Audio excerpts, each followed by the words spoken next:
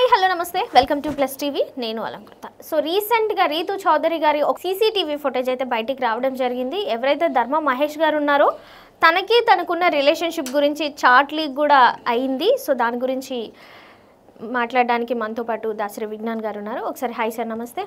ఎలా ఉన్నారు sir? Yeah, so రీసెంట్గా అంటే నిన్ననే మనకి సీసీటీవీ ఫుటేజ్ ఏదైతే ఉందో అది 2-3-4 టైమ్స్ వెళ్ళడం రావడం లాంటిది రిలీజ్ చేశారు. అసలు దాన్ని మనం ఏ కోణంలో చూడొచ్చు, ఎలా తీసుకోవచ్చు? ఫస్ట్ నెంబర్ 1, ఈ ధర్మ మహేష్ అనే క్యారెక్టర్ సినిమా హీరో కాకుండా ఉంటే, ఓకే, ఏ డాక్టరో ఇంజనీరో ఏదైనా any other software some other ప్రొఫెషనల్లో ఉంటే ఈ కేసు కేవలం ఇల్లు, కోర్టు, పోలీస్ స్టేషన్ చుట్టే తిరిగేది, మీకు ఎవరికి తెలిసేది కాదు. నెక్స్ట్ ధర్మ మహేష్ అనే క్యారెక్టర్ హీరో కాకుండా ఇలా మంచి వృత్తుల్లో లేకుండా ఏ పెయింటరో లేకపోతే లేబరో లేకపోతే ఇంకేదన్నా చిల్లా చితగా పనులు చేసుకునేవాడైతే ఈ కేసు ఇంకో రకమైన ప్రోగ్రామ్స్కి వెళ్ళేది. అంతే కదా? అంతే సార్. అది కూడా మొహాలు బ్లర్ వేసుకొని కూర్చునేవాళ్ళు. కేవలం ఆ ధర్మ మహేష్ అనే ఆయన ఒక సినిమా హీరో, పైగా ఒక లాస్ట్ సినిమా కొద్దిగా గొప్ప హిట్ అయింది, అది మంచి టాకే వచ్చింది. అంతకుముందు సింధూరం ఇలాంటివి కొంచెం ఏదో చేసినా కూడా సింపుల్గా చెప్పాలంటే ఇంచుమించు ఓ బిగ్ బాస్ హౌస్కి పంపే సెలబ్రిటీ క్యాండిడేటే కదా, ఆ మాత్రం స్టేటస్ ఉన్న వ్యక్తే, లేదని కాదు, ఇంకా అంతకన్నా కొంచెం ఎక్కువే ఉండొచ్చు. సో కాబట్టి గౌతమి అనే అమ్మాయి ఈరోజు టీవీ ఛానల్స్ ముందు కూర్చోగలిగింది, లేకపోతే ఈ కేసు అట్లా ఉండేది కాదు. ఇంకొకటి ఏంటంటే అమ్మాయి కూడా మంచి ఇన్ఫ్లుయెన్సర్, సోషల్ మీడియా ఇన్ఫ్లుయెన్సర్ కాబట్టి అదే అక్కడికే వస్తుంది. తను కూడా సోషల్ మీడియా ఇన్ఫ్లుయెన్సర్ కాబట్టి 10 మంది ఫాలోవర్స్ ఉన్న కలిగిన వ్యక్తి కాబట్టి ఏదున్నా అనర్గళంగా మాట్లాడగలదు, తన భావాలు వ్యక్తపరచగలిగే ఇది ఉంది కాబట్టి ఈరోజు అలా కూర్చొని ఇంటర్వ్యూలు ఇవ్వగలుగుతా ఉంది. నవ్వు నీ ప్రాబ్లం అనేది ఫస్ట్ ఆఫ్ ఆల్ ఇంట్లో సాల్వ్ అవ్వలేదు, ఖచ్చితంగా రచ్చకెక్కితే సాల్వ్ అవుతుందేమో అనుకున్నావు, అన్ని ఛానల్స్కి వెళ్ళావు, నీ ప్రాబ్లం చెప్పుకున్నావు. సింపుల్గా చెప్పాలంటే ఇది మొగుడు పిల్లల గొడవ.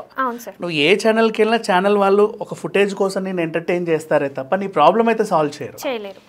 నీ ప్రాబ్లమ్ని దేశమంతా చెప్తారు, ఇట్లా జరిగిందంట ఈవిడికి అని, అంతకుమించి సాల్వ్ అయితే ఉండదు. నీ ప్రాబ్లం సాల్వ్ అవ్వాలంటే మాత్రం లీగల్గా వెళ్తే కోర్టు ఆర్ పోలీస్ స్టేషన్ వాళ్ళే నిన్ను సాల్వ్ చేయాలి.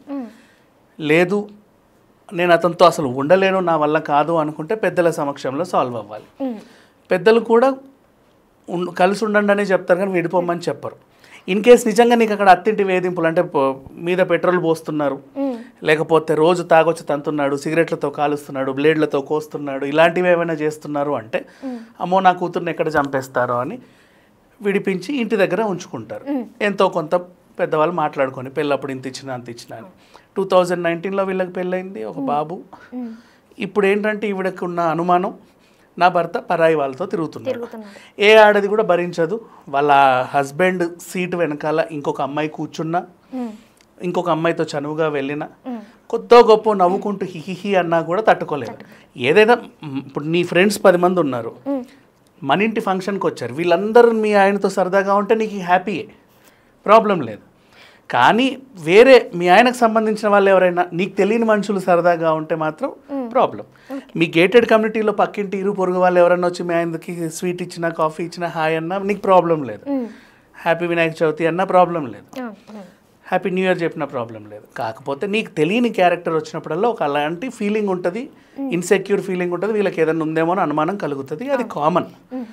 నెక్స్ట్ 2 జెండర్స్, లేడీ అయితే ఒక అబ్బాయికి అట్రాక్ట్ అవ్వడం, అబ్బాయి అయితే అమ్మాయికి అట్రాక్ట్ అవ్వడం, అంటే పెళ్ళైన వాళ్ళనే కాకుండా పెళ్ళి అయినప్పటికీ కూడా వేరే వాళ్ళకి అట్రాక్ట్ అవ్వడం స్త్రీ నైజం, పురుష నైజం, బేసిక్గా అలాగే పుట్టాం మనందరం.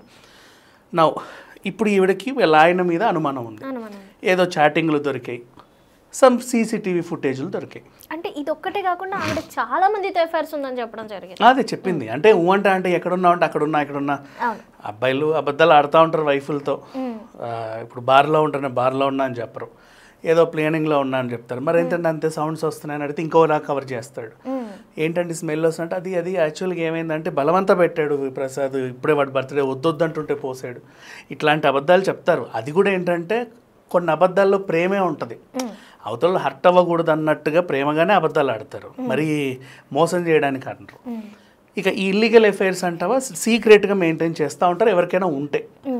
అండ్ నిజంగా నీ హస్బెండ్తో ఒక అమ్మాయి పడక గదిలోనో లేకపోతే రొమాన్స్ చేసుకుంటున్నో లేక వాటేసుకుంటున్నో లేదా బాగా పట్టుకొని ముద్దులు పెట్టుకుంటున్నాను తెలిసిపోతుంది కొన్ని చనువులు.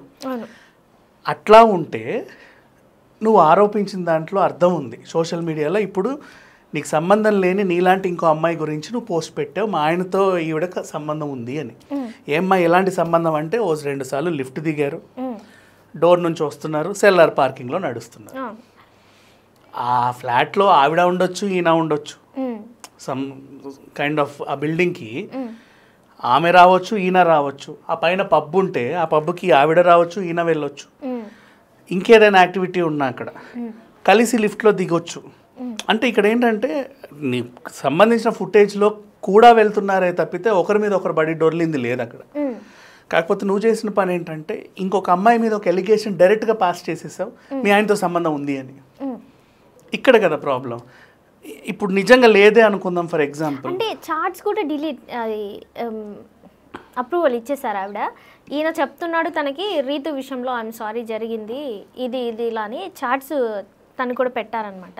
సో మరి అది ఎందుకు వచ్చింది అసలు, రీతు టాపిక్ ఎందుకు వచ్చిందండి? అదే చెప్తున్నా, అది వచ్చింది అంటే ఇదంతా ఎప్పుడో జరిగింది, 23లో జరిగింది. అవును, మొన్నటి వరకు నువ్వు టీవీ ఛానల్స్ చుట్టూ తిరిగావు, అవును, ఏదో చెప్పాలి అని చెప్పి. అప్పుడు ఏ ఛానల్కి లీక్ చేయలే. అవును, ఇప్పుడు మళ్ళీ కొంచెం విషయం సైలెంట్ అయిన తర్వాత ఇప్పుడు లీక్ చేసావు.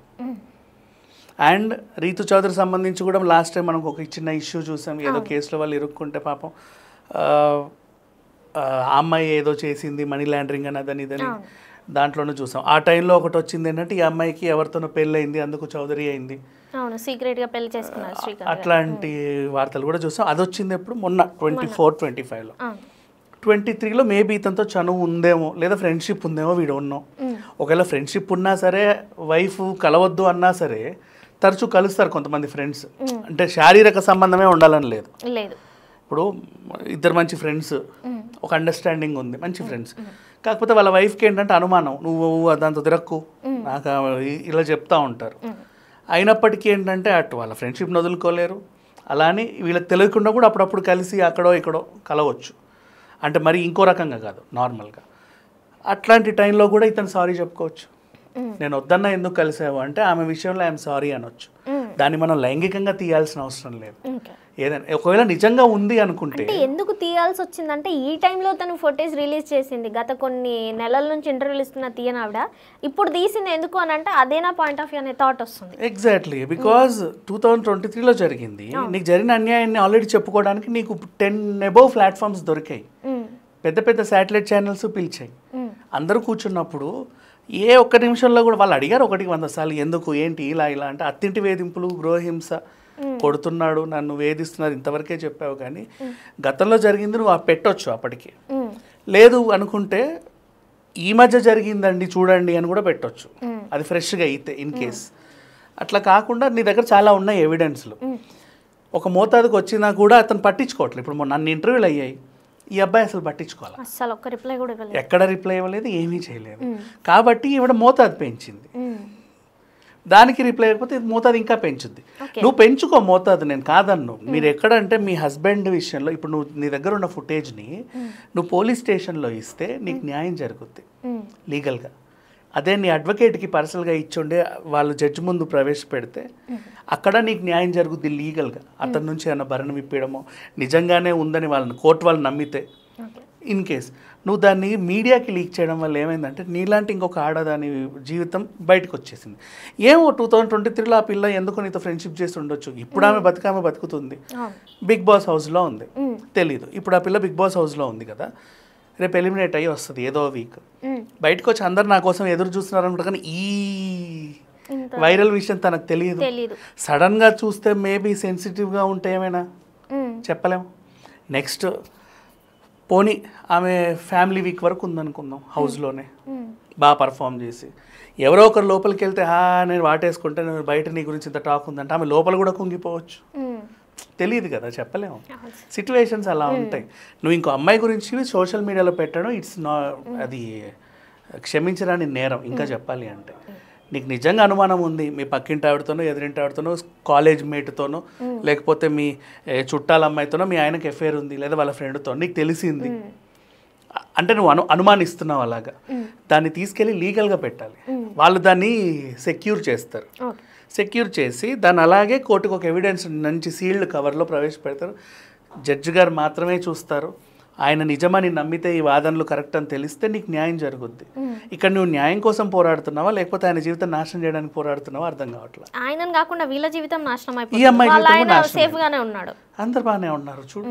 సో నిజంగా న్యాయం జరగాలి అనుకుంటే న్యాయస్థానాన్నే ఎంచుకోవాలి. లేదు అయినా సరే నాకు కోర్టు చుట్టూ తిరిగి అలసిపోయాను అయినా నాకు న్యాయం జరగట్లేదు అనుకుంటే నిజంగా మీడియాకు వచ్చి చెప్పు, తప్పులేదు. కానీ ఇలాంటి ఫుటేజ్లు విడుదల చేసి మా ఆయనకి ఇంకొక అమ్మాయితో సంబంధం ఉంది అని చెప్పేసావు, ఖండించడానికి ఆ పిల్ల లేదు.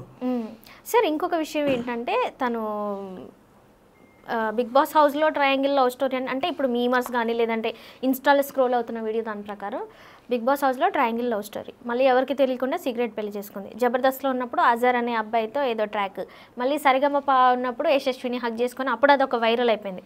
అంటే ఎక్కడికి వెళ్ళినా తన ఒక టైప్ ఆఫ్ ఇది అనేది అందరికీ ఇట్లా పడిపోతున్న టైంలో ఇంకా ఇది పెడితే ఏం ఇలా అని అవుతుంది. అండ్ గతంలో మీద ఉన్న ఆరోపణలు అంటావా అది ఆవిడ పర్సనల్, ఆమె పర్సనల్ మాసి ఒకరితో చనువుగా ఉండొచ్చు, వాడే నా జీవితం అని నమ్మొచ్చు.